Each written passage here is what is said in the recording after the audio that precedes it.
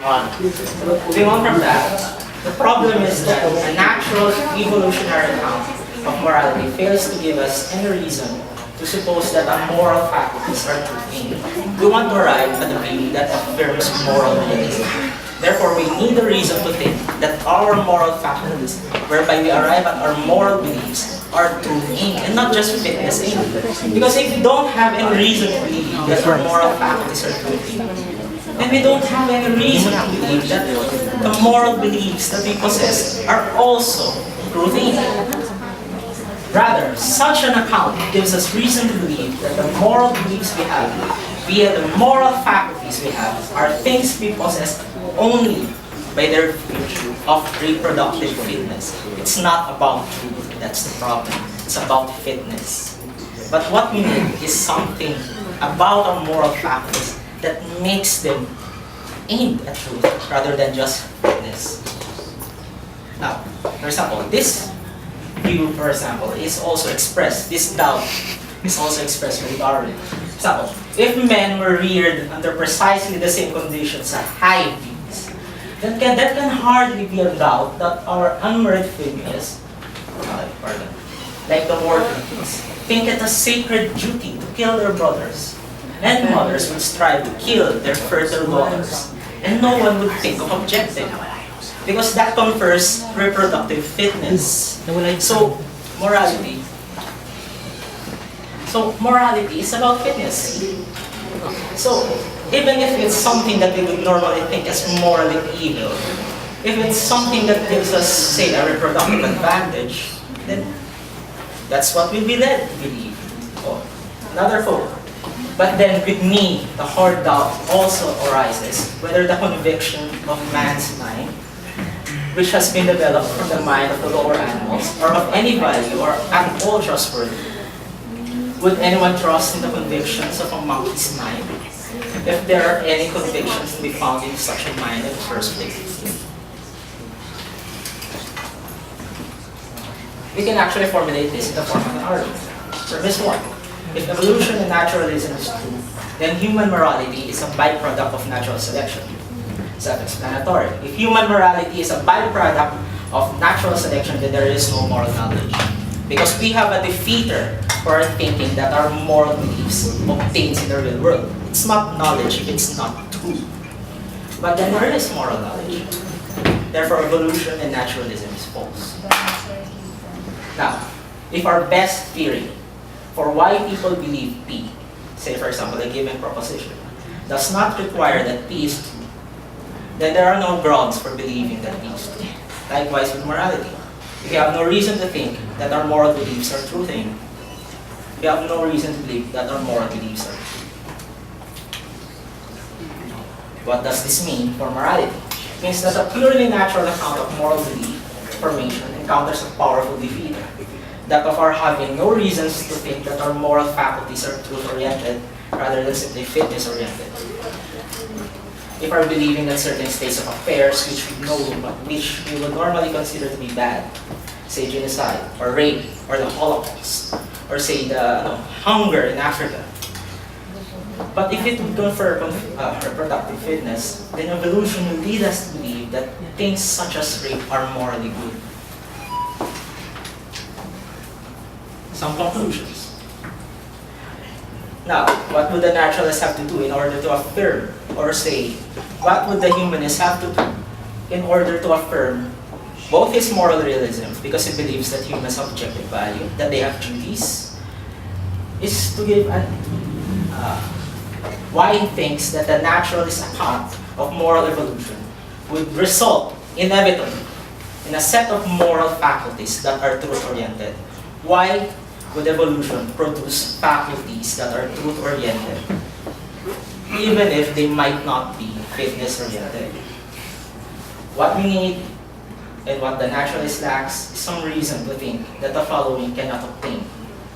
That if the fund of evaluative judgments by which we make moral human reflection was not thoroughly was not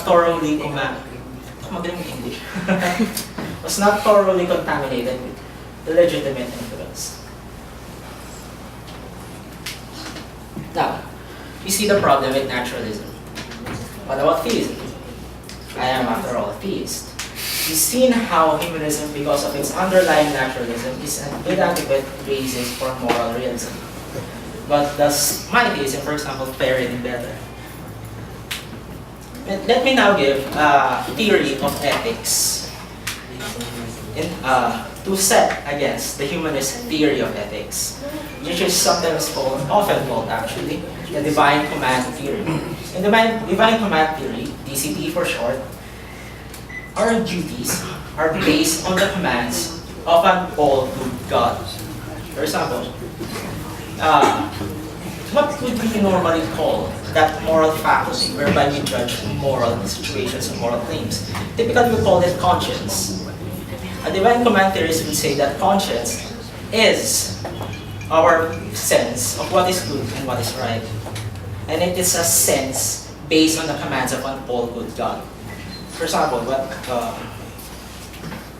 we might say that it's never mind. It's a deontological theory about duties embedded in an axiological theory. What do you mean by an axiological theory? It's a theory about values. It's not enough to say that God commands, therefore that's what is good. We have also to embed that in a theory about the nature of God. That our God, in order to, other than being maybe powerful, He has to be perfectly good, so that His commands will flow necessarily from His own character. Meaning that our reason for thinking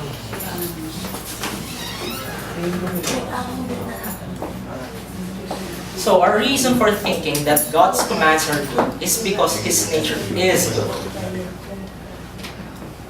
Now, what does this mean for morality?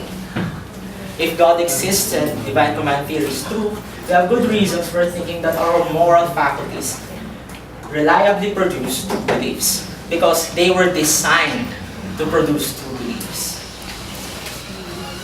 By a person, presumably, God exists and this is true, we have good reason for thinking that humans are objectively morally valuable. Now, problem of evil. Actually, I tried to anticipate this, of course, but I don't have the time, so let me just point out that most philosophers agree that the logical problem of evil has been adequately resolved. How? Because logical problems of evil have an embedded presupposition that God cannot possibly have justifying reasons for permitting the evil in the world. This is a presupposition. It's not part of the premises of the argument. You have to assume that God cannot justify the existence of evil in order to say that evil cannot exist with the existence of an all-good God. Now, the Euthyphro dilemma. God's commands are not arbitrary, for they flow necessarily from His all-good character, which is also not external to God. So, God does not command something because it is good, based on something that's external to Him. It's His nature. But the commands are also not arbitrary, because God can only command good things. So, some conclusions. In contrast to humanism, the aforementioned problems pose no challenge to theism.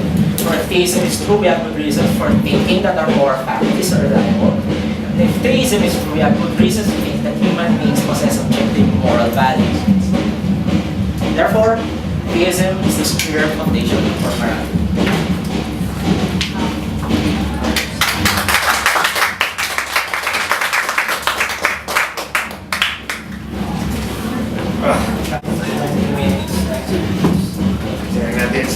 Okay. 20 minutes, Mr. Don Paez.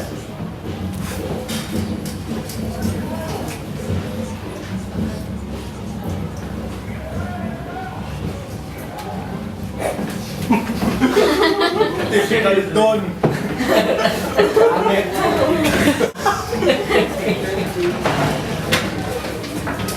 Okay, time starts now. Ladies and gentlemen, esteemed guests, honorable sponsors, and my very capable opponent, thank you very much for being here. A pleasant evening for everybody, to everybody. Our debate today is to talk about the basis of human morality. And it is my duty to defend the stance of humanists that despite We are being bombed. despite the lack of an all-powerful, all-omniscient, and all-omnibenevolent God, we are able to create our own sense of moral objectivity or even moral realism. Now, my able opponent earlier tried to justify morality by saying that morality actually comes from God. But we first have to ask a question. Can morality actually come from God? I actually have 3 points that need to be answered yet. First is that he already assumes that God already exists. Okay? It has yet to be universally established that God exists. Otherwise, if it's already universally established that God exists, then there would be no atheists. Right? Only people who deny God, but not people who don't believe in God. Now, how can one argue that morality is grounded on the commands of somebody whom we don't really even know is already existing? And granting but not conceding that God actually exists, how do we know in the first place that He is good? Again, even if we know that He exists and He is good, okay, first is, how do we know what God really wants us to do? I mean, how does He communicate His commandments to us? Second is, even if it is possible for God to communicate directly His commandments, is morality simply a matter of obedience? Is following God's commandments automatically good, and is going against God's commandments automatically evil? Is it morality that simple? And lastly, is God's goodness universally applicable? Meaning, if I or you or anybody out there would actually emulate God's goodness, will we